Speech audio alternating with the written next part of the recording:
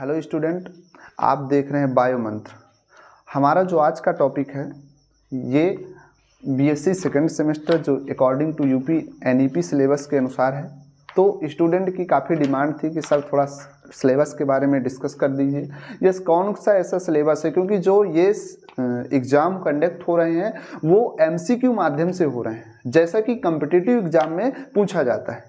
तो इस तरह से इस परेशानी को दूर करने के लिए हम आज इस टॉपिक को या जो ये सिलेबस है आपको डिस्कस करेंगे। आपका जो अकॉर्डिंग टू यूपी गवर्नमेंट है, आपका जो ये सिलेबस है वो क्या है, बायोकेमिस्ट्री। जो आपका कोर्स टाइटल है, कोर्स टाइटल क्या है, biochemistry and physiology.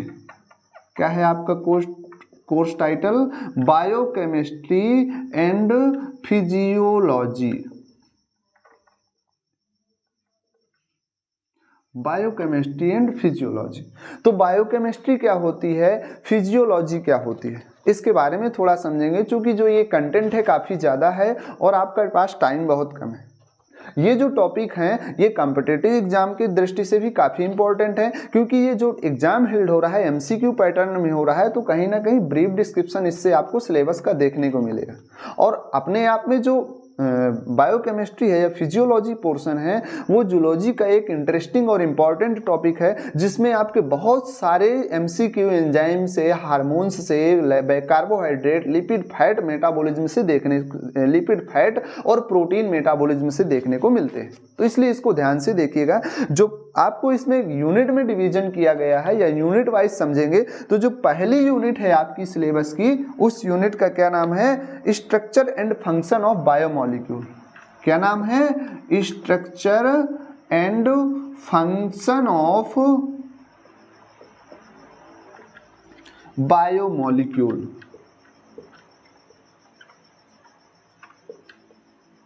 Structure and function of biomolecules. तो बायोमॉलिक्यूल्स क्या होते हैं उनको थोड़ा सा समझते हैं। तो आपको पता होना चाहिए कि प्रत्येक ऑर्गेनिज्म की जो बॉडी होती है वो बायोमॉलिक्यूल्स से मिलकर के बनी होती है। अर्थात biomolecules are that molecules which associate inside to animal body and formed a complete unit structure that is known as body. अर्थात एनिमल की बॉडी को बनाने के लिए विभिन्न प्रकार के मॉलिक्यूल पार्टिसिपेट करते हैं। जैसे एक पार्टिकुलर इस होम को बनाने के लिए, घर को बनाने के लिए, किसी एक थिंग्स को बनाने के लिए कई सारे मॉलिक्यूल क्या होते हैं, एसोसिएट होते हैं। उसी तरह इस बॉडी को क्रिएट करने के लिए कई तरह के मॉलिक्यूल एसोसिएट होते हैं और इसीलिए उनको बायोमॉलिक्यूल कहा जाता है। अर्थात that molecule which present in bio life या which create to bio life, उन्हें क्या कहा जाता है, बायोमॉलिक्यूल कहा जाता है। बायोमॉलिक्यूल में मुख्य रूप से आपको जो पढ़ने को मिलेंगे वो आपको कार्बोहाइड्रेट मिलेगा, प्रोटीन मिलेगा, लिपिड या फैट मिलेगा, एंजाइम मिलेंगे, हार्मोन्स मिलेंगे, विटामिन्स मिलेंगे, ये सब आपको पढ़ने को मिलेगा। तो आप उसको यूनिट वाइज, इसको सेक्शन वाइज डिवाइड करके इसको देखेंगे कैसे इनका अध्ययन करना है। तो सबसे पहले जैसे हमने बायोमॉलिक्यूल्स की बात किया तो मेन जो बायोमॉलिक्यूल्स है वो कौन से हैं, कार्बोहाइड्रेट, दूसरा है फैट और लिपिड और तीसरा है आपका प्रोटीन। इन तीन मेन कंपोनेंट से मिलकर के हमारी बॉडी बनी होती है। अभी आप इनका डिटेल में डिस्क्रिप्शन देंगे, लेकिन आप इनको संक्षिप्त में समझिए कि कार्बोहाइड्रेट क्या होते हैं। कार्बोहाइड्रेट मीन्स कार्बन के हाइड्रेट, कार्बन के बने हुए, कार्बन, हाइड्रोजन और ऑक्सीजन के बने हुए हाइड्रेट जो हमारी बॉडी में मुख्य एनर्जी मॉलिक्यूल के रूप में कार्य करते हैं। क्योंकि जो एनिमल की बॉडी जो होती है, जो एनिमल होते हैं वो हेट्रोट्रोपिक होते हैं, तो जो न्यूट्रिशन वो ग्रहण करते हैं उसका कन्वर्जन किस रूप में होता है, कार्बोहाइड्रेट के रूप में होते हैं। और कभी कभी क्या करते हैं, बहुत सारे हम जो भोज्य पदार्थ लेते हैं, एज लाइक हम रोटी ईटअप करते हैं या फिर हम क्या खाते हैं, राइस खाते हैं, तो इसमें ऑलरेडी क्या होता है, आपका क्या होता है, कार्बोहाइड्रेट होता है। पोटैटो में क्या होता है, आपका कार्बोहाइड्रेट होता है। कार्बोहाइड्रेट, अभी कार्बोहाइड्रेट में जो पढ़ेंगे मोनोसैकेराइड, डाइसैकेराइड और पॉलीसैकेराइड पढ़ेंगे। कार्बोहाइड्रेट की इंपॉर्टेंस पढ़ेंगे, कार्बोहाइड्रेट की मेटाबॉलिज्म पढ़ेंगे। ठीक इसी प्रकार फैट या लिपिड पढ़ेंगे, फैट का डिपोजिशन कैसे होता है हमारी बॉडी में, फैट के सोर्सेस क्या हैं, किस माध्यम से हमारी बॉडी में फैट पहुंचता है, ऑयल के माध्यम से, घी के माध्यम से या हम जब मिल्क के माध्यम से ये फैट क्या होता है हमारी बॉडी में पहुंचता है और उसका कन्वर्जन भी होता है, फिर उसकी बायोसिंथेसिस होती है और उसका कैटाबॉलिज्म कैसे होती है या ब्रेकडाउन कैसे होता है या ऑक्सीडेशन कैसे होता है, इसको भी हम क्या करेंगे थोड़ा समझेंगे। तो लिपिड में मुख्य रूप से हम क्या पढ़ेंगे, सैचुरेटेड और अनसैचुरेटेड फैटी एसिड पढ़ेंगे, ठीक है। और इसके बाद इसमें फास्फोलिपिड, ग्लाइकोलिपिड और स्टेरॉइड के बारे में भी थोड़ा पढ़ने को मिलेगा। फिर जो इसी क्रम में हम पढ़ेंगे प्रोटीन, तो प्रोटीन क्या होती है, protein are that make the building block of our body, अर्थात प्रोटीन वह मॉलिक्यूल होता है जो हमारी बॉडी का बिल्डिंग ब्लॉक क्रिएट करता है। तो प्रोटीन की संरचना पढ़ेंगे, प्राइमरी, सेकेंडरी, टर्सरी, और इसी में एमिनो एसिड पढ़ेंगे कि एमिनो एसिड चूंकि प्रोटीन जो बनी होती है किससे मिलकर के बनी होती है, एमिनो एसिड से मिलकर के बनी होती है। ऐसे समझिए कि जैसे ये घर है ये किससे मिलकर के बना है, छोटी छोटी ईंटों से मिलकर के बना है, उसी तरह से जो प्रोटीन है, प्रोटीन का जो मॉलिक्यूल है छोटे छोटे एमिनो एसिड के मॉलिक्यूल के बीच में पेप्टाइड बॉन्ड के बनने से बना है। इसके पश्चात हम प्रोटीन के टाइप्स पढ़ेंगे, simple protein, conjugated protein and simple protein और कंजुगेटेड प्रोटीन, ठीक है। इसके बाद जो आपकी दूसरी यूनिट है, ये तो आपके किस यूनिट का टॉपिक हो गया, फर्स्ट यूनिट का। इसके बाद आपकी सेकंड यूनिट है, उसका नाम है एंजाइम एक्शन एंड रेगुलेशन। क्या है second unit, enzyme action and regulation.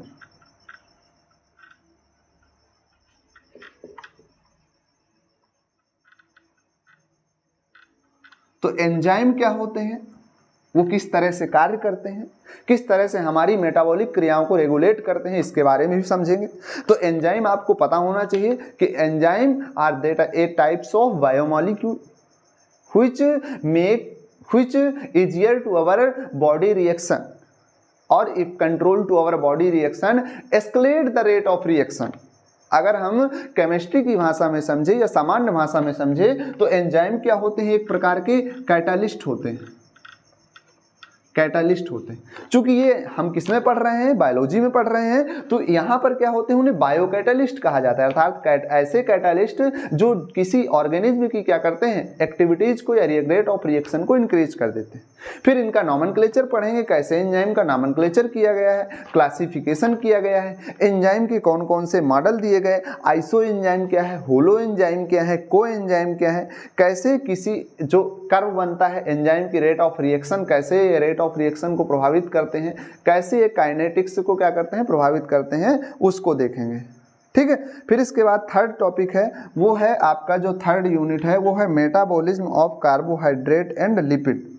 Metabolism of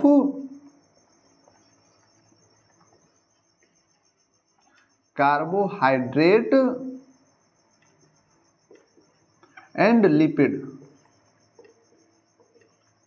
तो metabolism of carbohydrate and lipid में आपको जो पढ़ना है उसमें है मेटाबॉलिज्म क्या होता है, कोई मॉलिक्यूल कैसे ब्रेक डाउन होता है उसका और कैसे सिंथेसिस होती है, that is known as metabolism.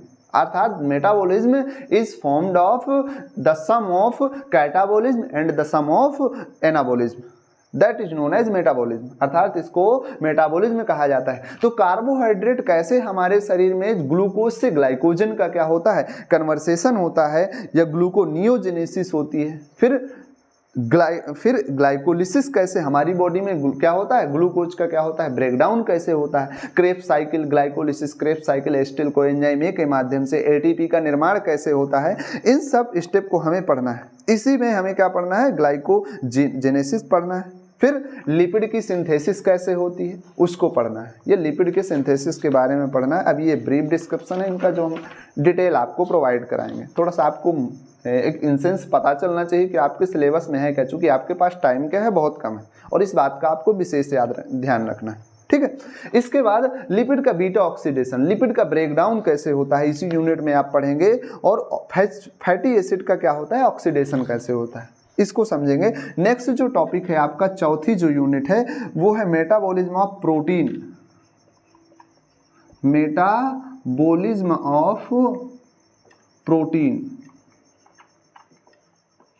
अर्थात प्रोटीन का निर्माण कैसे होता है, प्रोटीन एमिनो एसिड टूटते कैसे हैं, ट्रांसएमिनेशन की प्रक्रिया, डीएमिनेशन की प्रक्रिया, यूरिया साइकिल, न्यूक्लियोटाइड, विटामिन, इन सब के बारे में आपको मेटाबॉलिज्म ऑफ प्रोटीन के जो टॉपिक है इसमें पढ़ने को मिलेगा। और यहीं पर आपको ऑक्सीडेटिव फास्फोरिलेशन देखने को मिलेगा, कैसे ऑक्सीजन की प्रेजेंस में फॉस्फेटीकरण होता है या एटीपी एडेनोसिन ट्राइफॉस्फेट की सिंथेसिस होती है, और इसका रेगुलेशन किस प्रकार से होता है शरीर में, कहां पर होता है, हम इस स्टेप में या इस यूनिट में पढ़ेंगे।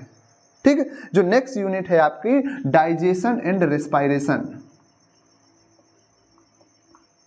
Digestion and respiration. ठीक है, डाइजेशन एक वेल नोन प्रक्रिया है। ठीक है, प्रत्येक जीव में क्या हो, डाइजेशन की क्या होती है, प्रक्रिया होती है। हम फूड मटेरियल ग्रहण करते हैं तो उसका हमारे एलिमेंट्री कैनाल में क्या होता है, डाइजेशन होता है। और विभिन्न प्रकार के एलिमेंट्री कैनाल में एसोसिएटेड ग्लैंड होते हैं जो हमारे डाइजेशन में पार्टिसिपेट करती हैं।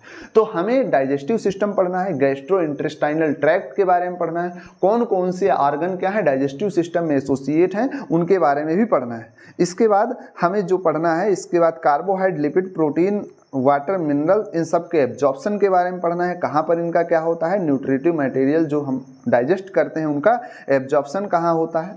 ठीक है, इसके बाद रेस्पायरेटरी सिस्टम में आपको ट्रैकिया या लंग्स का आपका जो रेस्पायरेटरी रूट है उसका अध्ययन करना है, फिर लंग्स के बारे में अध्ययन करना है, ट्रैकिया, विंड पाइप के बारे में अध्ययन करना है। ठीक है, इसके बाद आपको क्या करना है, रेस्पायरेटरी पिगमेंट हमारे बॉडी में क्या होते हैं। ठीक है, फिर जो रेस्पायरेटरी मैकेनिज्म है, ठीक है, क्या होती है रिस्पायरेटरी जो मैकेनिज्म है उसके बारे में अध्ययन करना है, कैसे हम इनहेल करते हैं, कैसे एक्सहेल करते हैं, इसके बारे में आपको क्या करना है, डिटेल स्टडी करना है। ठीक है, फिर जो नेक्स्ट टॉपिक है आपका वो है circulation and excretion,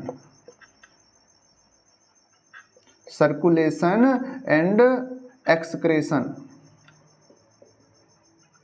circulation and discretion. Circulation का क्या मतलब है, संचरण, हम परिसंचरण। हमारी बॉडी में क्या होता है, सपोज दैट आपने कोई मेडिसिन लिया तो मेडिसिन आप किसके माध्यम से लेते हैं, माउथ के माध्यम से लेते हैं, लेकिन वो मान लो हमारे पैर में क्या है, वुंड है, तो वो जो मेडिसिन है कहाँ इफेक्ट करती है, वुंड में इफेक्ट करती है। तो वो कैसे माउथ से होकर के पैर तक पहुंची, ऐसा तो कोई डायरेक्ट रूट है नहीं हमारी बॉडी में कि यहाँ से डाला सीधे पैर में पहुंच गई, ये होता है, ऐसा कुछ नहीं होता। तो इसके लिए जो वो है जो दवा है आपकी किसके माध्यम से, आपके सर्कुलेटरी सिस्टम के माध्यम से, परिसंचरण तंत्र के माध्यम से वो दवा कहाँ ट्रांसफर होती है, हमारे बॉडी में क्या होती है, ट्रांसफर होती है। क्योंकि जो परिसंचरण तंत्र है, हमारा ब्लड है, प्रत्येक कोशिकाओं से जुड़ा हुआ है हमारी बॉडी, जहां पर वो क्या करता है, उस सप्लीमेंट को या न्यूट्रिटिव मटेरियल को क्या करता है, पहुंचाता है। तो हम उसके बारे में पढ़ेंगे। इसके बाद पढ़ेंगे हमारे ब्लड होम्योस्टेटिस के बारे में पढ़ेंगे, ब्लड क्लॉटिंग सिस्टम के बारे में पढ़ेंगे, ब्लड ग्रुप पढ़ेंगे कि हमारे बॉडी में कौन कौन से ब्लड ग्रुप पाए जाते हैं, जैसे A blood group, B blood group, A B blood group, O blood group. इसके बाद हम अपने हार्ट की स्टडी करेंगे, मैमेलियन हार्ट की स्टडी करेंगे कि हमारा हार्ट किस तरह का बना होता है, अर्थात कितने चेम्बर का होता है, सिस्टोल क्या है, डायस्टोल क्या है, कंट्रैक्शन क्या है, रिलैक्सेशन क्या है। और इस तरह से हम करेंगे कि इम्प्योर ब्लड कहाँ आता है, प्योर ब्लड कहाँ आता है, किस तरह से वो पूरे ऑर्गन में क्या होता है, ट्रांसपोर्ट होता है, वो सब हम किस में पढ़ेंगे, हार्ट की मैकेनिज्म में पढ़ेंगे। फिर कार्डियक साइकिल पढ़ेंगे, ठीक है, कार्डियक साइकिल पढ़ेंगे। फिर इलेक्ट्रोकार्डियोग्राम, ईसीजी पढ़ेंगे। आप सबने देखा होगा ईसीजी क्या है, हार्ट के जो कह सकते हैं प्रोसेस को मापने का क्या है, एक पैमाना है जिससे हार्ट की पता चलता है कि हार्ट में कोई एबनॉर्मलिटी तो नहीं है। इसके बाद हम क्या पढ़ेंगे, इसी में क्या पढ़ेंगे, एक्सक्रीशन पढ़ेंगे। एक्सक्रीशन का क्या मतलब है कि हमारी बॉडी में दिन भर हम क्रियाकलाप करते हैं तो हमारी बॉडी क्या करती है, वेस्ट मटेरियल। जाहिर सी बात है, हमारी बॉडी क्या है, एक मशीन है, और जब कोई मशीन काम करती है तो उसका अपना क्या बनता है, कचरा या वेस्ट मटेरियल बनता है। उसी तरह हमारी बॉडी में भी क्या होता है, वेस्ट मटेरियल का निर्माण होता है, और समय समय पर हम इस वेस्ट मटेरियल को क्या करते हैं, यूरिन के माध्यम से वेस्ट पास आउट भी करते हैं। क्योंकि ये जो वेस्ट मटेरियल है ये नाइट्रोजनस वेस्ट मटेरियल होता है, और अगर ये हमारी बॉडी में स्टोर हो जाए तो बॉडी के लिए कैसा होता है, हार्मफुल होता है।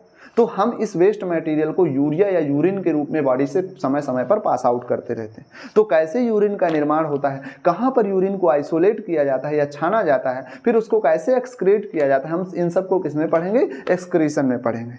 ठीक है, फिर जो नेक्स्ट जो आपका चैप्टर है वो है आपका नर्वस सिस्टम। नर्वस सिस्टम एवं जो इसी में और जुड़ा हुआ है एंडोक्राइनोलॉजी, एंडोक्राइनोलॉजी, ठीक है।